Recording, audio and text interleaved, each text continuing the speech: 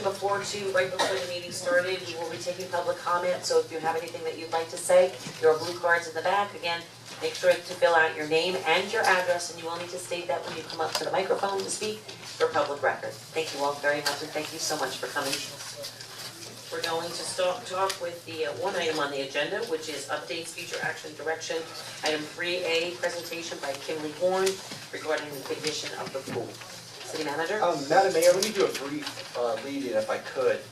And I was asked, since this is a discussion about the pool at the beach, to first start by reminding everybody in our charter language that city-owned property east of A1A roadway shall not be declared surplus property, shall not be sold, hypothecated, conveyed, or leased except for a lease of less than 20 years, while the affirmative vote of the majority of the electors of the city of Lake Worth at a properly noticed and scheduled referendum. So in other words, we always start these discussions, we're not ever trying to sell the beach or to give it away in any way, shape, or form. So that's the first level.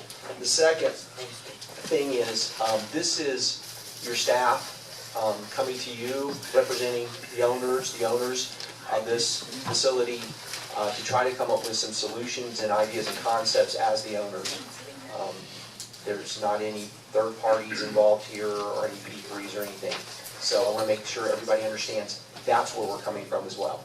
So with that out of the way, remind you that last year we had a consultant come in, Bob McAllister, who did a study on the facility looking at issues we were having at the pool itself, the pool pump house, the bathhouse, and he issued a report that was presented to you that sort of said we've got issues in these areas, and then went on at our request to give you some potential options. That was presented, and out of that meeting, since then the pool had been closed because we had problems with the pump house falling in.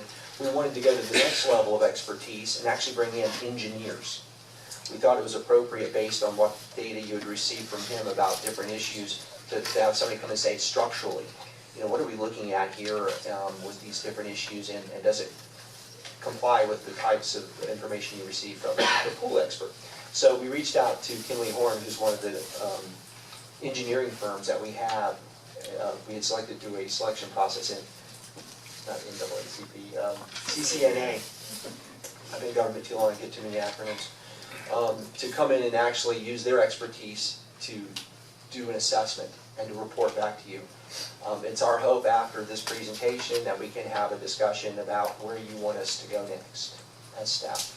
So without any further ado, I'm going to bring in David Stewart, who's here with Angelina Fairchild, who works for the firm of Kimley Horn, and they're going to give you a report quickly, I think 10-minute report, exactly on their findings. Okay.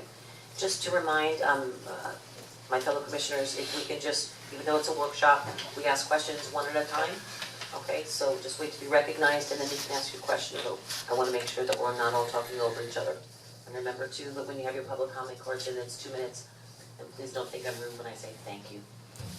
Thank you. Your 2 minutes are up, okay? It goes something like that. Thank you. Right. Vice Mayor. Thank you. So would that also, your comment also mean that we should hold our comments till after the presentation? Yes. Thank you. Thank you. Come on down. Good afternoon, Madam Mayor, Vice Mayor, and Commissioners. I'm Dave Stewart, my associate Angelina Fairchild. We are both structural engineers with Kimley Horn. We have both worked in the West Palm Beach office for over 30 years. Could I trouble you to actually maybe hold the microphone, just because it's kind of low and it's not capturing your voice properly. I want to make sure everyone watching at home can hear clearly. Don't want to get too much feedback, but how is that better? Yeah, that's perfect. All right. It was our assignment to review the swimming pool facilities and the buildings associated with it, primarily from a structural perspective, but also to consider other code issues that could be applicable to the continued use of those buildings. The codes that we looked at included the Florida Building Code, the Florida State Department of Health, and a Model Aquatic Health Code, which has not been adopted by the state of Florida, but it can be used for guidance on other parameters that are not specifically covered by the state health department codes. straight into the mic. Okay, the presentation that we have here, is that a presentation that's going to be on screen? Yes, ma'am. Is it on screen? It's not on screen, I just want to make sure that everyone can see before we get Here started. it's got it. There it is. It's up. There we go. Okay, and go to the first page, because that was what was just covered. There we go. So, also included in our evaluation was to recommend remedies for deficiencies, substantial deficiencies that were found, as well as provide an opinion of probable cost to correct those deficiencies and estimate the remaining service life of the various elements of the project.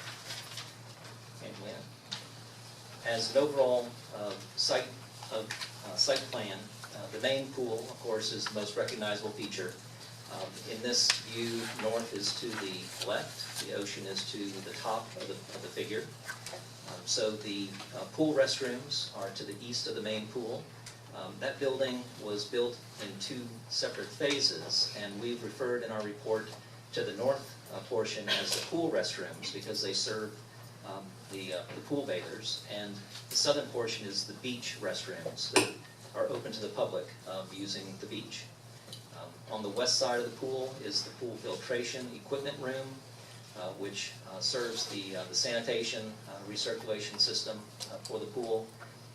And to the north is a small wading pool, which also shares the same equipment as the main pool. Surrounding the pool is the pool deck, which is a level walking and sunbathing area. And all of those elements were included in our evaluation and will be discussed in this presentation. The main lap pool, the most important feature in my discussion is the area of the main lap pool. It's 12,300 square feet. And that area is one of the parameters that help define how many people could utilize that pool. Presently, the capacity of the pool is posted by the health department at 315 bathers. Based on the capacity of the filtration equipment, the health department would allow as many as 417 bathers. And based on the size of the pool, just the surface area of the pool, Model Aquatic Health Code could allow as many as 605 bathers in that pool. But for right now, it is posted at 315. The structural deficiencies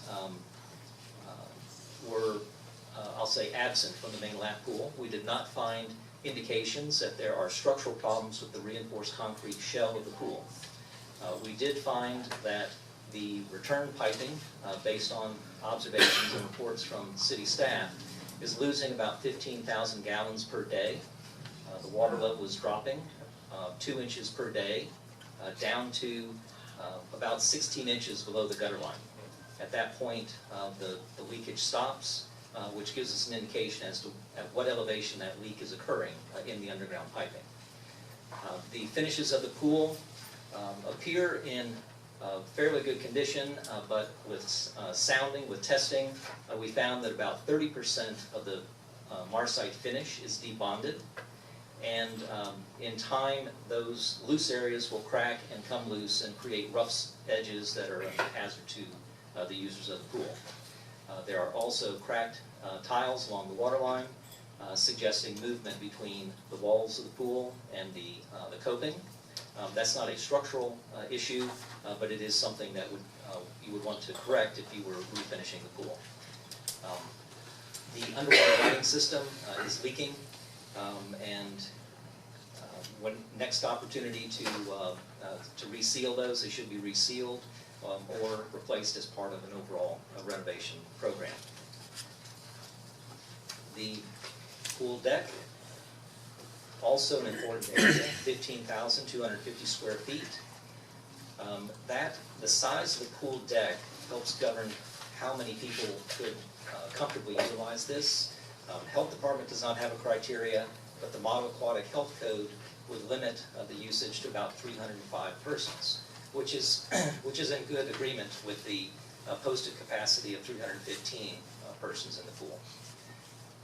The only deficiency that we're attributing to the pool deck itself is that the drains along the east side between the pool and the restroom building are not operable. They are plugged, and repeated attempts to free them have not restored the drainage in that area. And so that would be something that would need to be corrected in the very near future.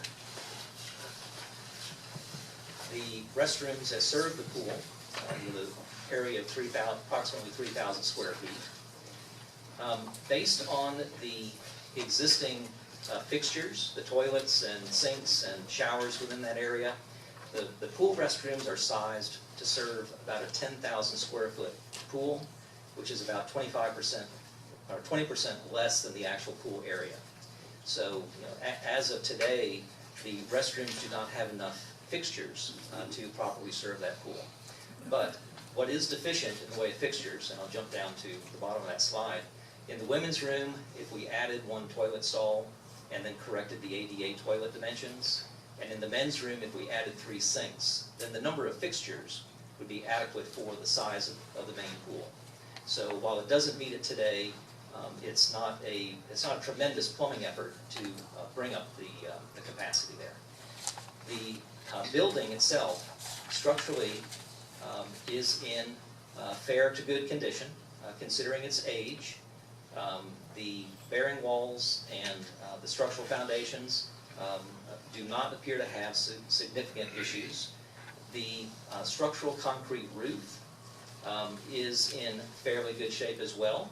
There has been some continued maintenance by the city staff along the east edge, but the location of those repairs does not indicate a serious problem with the roof structure. So in this report, our recommendation is not to replace the roof structure, but to go ahead and replace the roof covering because of old leaks that have occurred and because of the worn condition that the roof covering is currently in. Removing the roof covering would also allow a thorough inspection on the top side of the structural concrete roof, which would further which would add additional confidence that there is significant service life left in that part of the structure. The beach restrooms on the south end of that building, about 1,624 square feet. The beach restrooms are in good condition. They've recently had lavatories and countertops replaced. They are clean, they are well lit, no significant issues from a structural standpoint. They do have the same worn roof cover as the rest of as the pool restrooms, so we want to replace those as part of the same project. One bullet that is missing from the slide but is included in our report is there are some minor mechanical and plumbing issues, adjusting the height of the floor drain, replacing insulation on some pipes, and providing some mechanical ventilation in a utility space. But those are small issues relative to the size of the beach restrooms. The filter equipment and chlorine buildings are a significant feature of this site. The size of that building and its filtration capacity of about 2,000 gallons per minute is what sets the capacity of the pool by health department standards. And so it is the 2,000 gallons per minute which sets the capacity of the main pool at 417 persons, which is more than the posted capacity. So the pool filtration equipment, as designed, has adequate capacity, and if there has been a loss of capacity over time due to deterioration of pumps or in some ways controls, there is some reserve capacity that can cover the current occupancy. The structural issues of the pool filter equipment building are fairly substantial. The roof structure is falling on the undersurface due to corrosion of the reinforcing steel. The area that is affected is more than 25%, no, more than 30% of the total roof area, and the Florida Building Code then puts us into a different category. With that degree of deterioration, we would have to do a detailed structural evaluation in order to prove that the existing structure has capacity to remain in service. Unfortunately, this is a pre-stressed concrete roof system, and once the concrete has spalled from the bottom and you lose the bond between the steel and the concrete, the steel relaxes, and so the structure loses the pre-stress force that was originally installed in it. So repair on something, on this type of work is extremely difficult.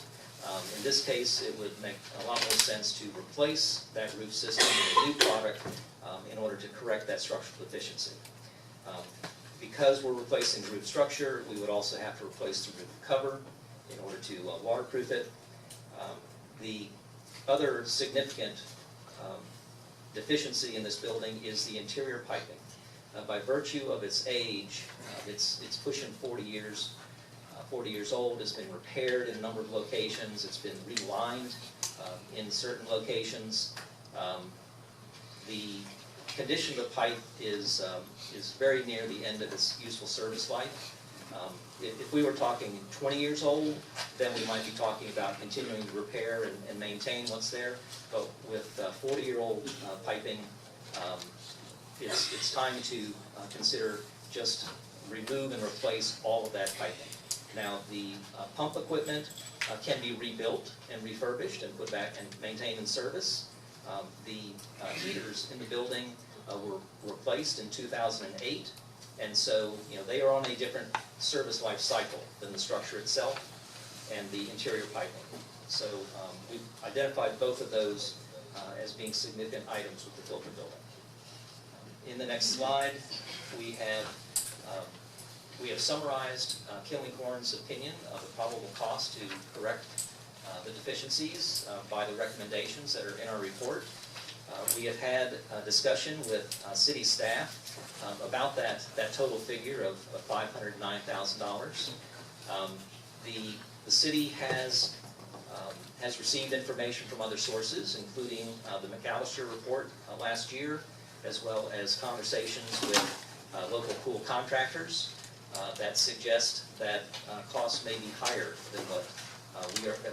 than what Killinghorn is showing here. Knowing that, I still stand by my numbers. These numbers are based on our takeoff of quantities involved, based on the recommendations that we have to repair the building, and utilizes unit prices that are based on a national database for construction of this type. So as a professional engineer, you asked me what I think it would cost, and those are the numbers I think we should talk about in terms of budgeting repairs. I'll stop there and go to the next slide. The service life of the facility is, unfortunately, it's a simple question with a complicated answer. Because we have two pools involved, several buildings involved, and the structure of the building and what's inside the building have different service lives. But to try to bring it all home, with the repairs that are recommended in our report, you would restore all of the structures to a 10 to 20-year service life. The mechanical, electrical, and plumbing systems, with repairs, would generally get you into a 10-year service life. There are a number of finished materials and interior elements that are never intended to last 20 years. They would be things that would be routinely replaced in a 5-year time frame. So they can be updated now, but you're not going to get 20 years out of a coat of paint. You won't get 20 years out of toilet partitions in a public restroom. So in general, the service life of the buildings and facilities with repairs can be extended into a 10 or 20-year time frame. I want to point out that we're not building new pools and new buildings for these kind of prices. What we are essentially doing is taking a 40-year clock and we're turning it back 10 to 20 years so that the facility would still have the same pool configuration, same filtration system, and would be available to continue to serve the same functions that it was originally designed for. Beyond the scope of the structural engineering evaluation, there are some important considerations that we wanted to bring to your attention.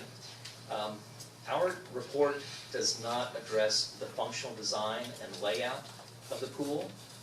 We compared the pool as it exists against its original design in 1971. So it has, it was designed for that configuration, and we looked at what it would take to continue to use it in that capacity, in that configuration. An important permitting consideration is the location of the coastal construction control line. And Angelina, if we can just click one slide down. This graphic with north to the left shows a red line running parallel with the ocean. That is the state's coastal construction control line. Construction east of that line towards the ocean requires a significant permitting effort. Essentially, if your building already exists that close to the water, you are allowed to repair it and maintain it and continue that building. But to make improvements or to expand east of that line requires a significant permitting effort.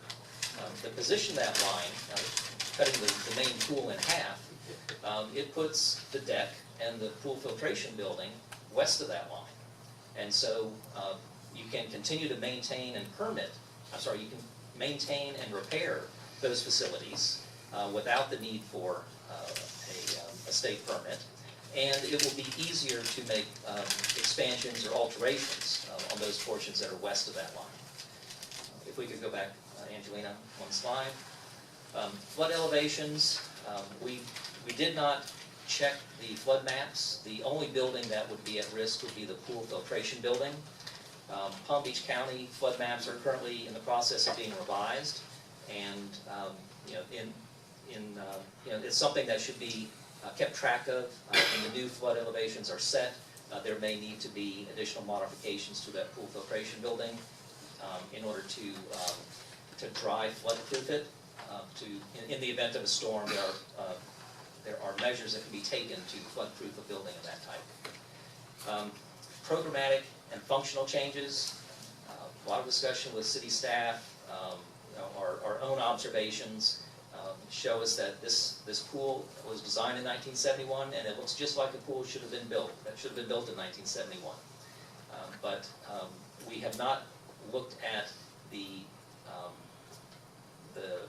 draw, the public the public use of this facility, and all of the different options that might be considered in terms of increasing the demand of the public for the use, and things that can be done in order to update and improve the maintenance performance of this site.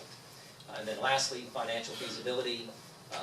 If we don't know, well, within the scope of our structural evaluation, we don't have the records, the use of the building, what costs have been associated with the building, so we are not in a position to do that. But going forward, the financial feasibility of the facility as it exists, as well as any alternate layouts, would need to be considered. I think that gets us to possibilities. One option is to turn back the clock and repair the facility back to its original design, get the service life back into something reasonable, and continue to enjoy the facility as it is for the next decade or so. Other possibilities include reconfiguring the existing bathroom buildings. Consider that to be an enclosed floor space that you own east of the coastal construction control line. And there are portions of that building that are not being used for restrooms. They're being used for offices and lifeguard support room, cashier's office, things like that. And so you could perhaps move those features someplace else in order to free up space and give that footprint to a building architect and see what can be done about turning it into a more modern and inviting facility. You can consider reducing the pool limits.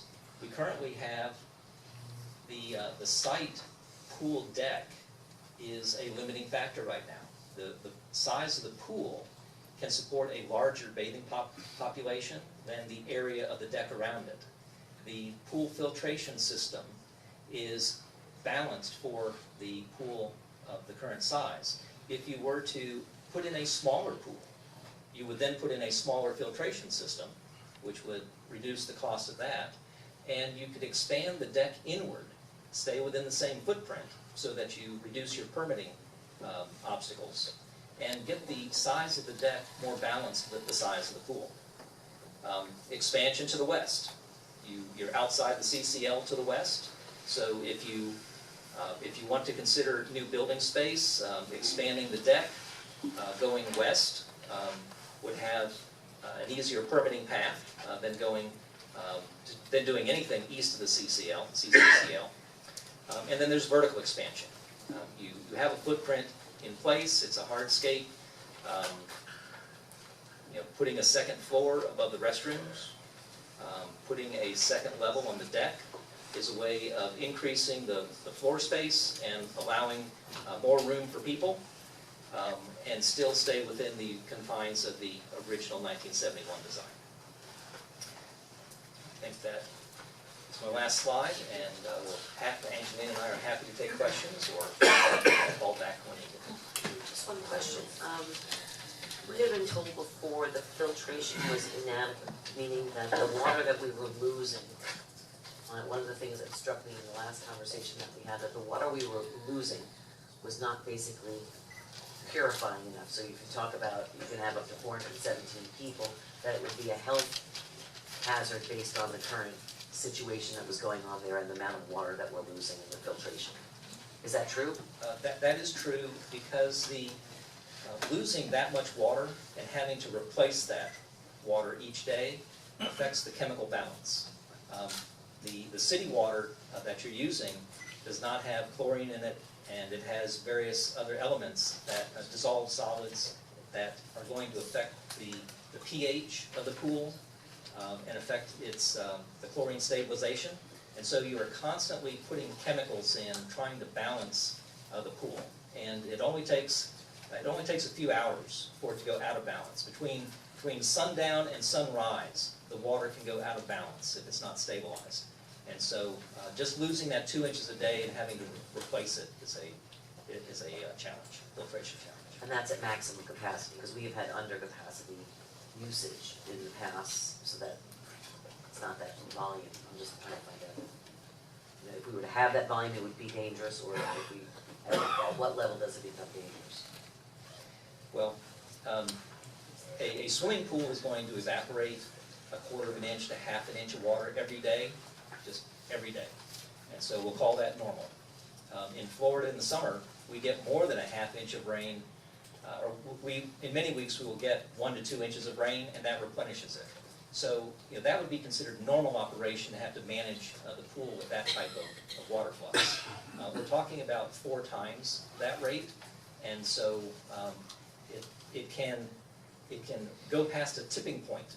If you manage it Monday through Friday, and then you're not on top of it Saturday, Sunday, when you come back Monday morning, you can have lost your chemical balance, and then you struggle for a day or two to get it back. Any questions? I'll go to public comment. Alice Mann, followed by Kathy Berger.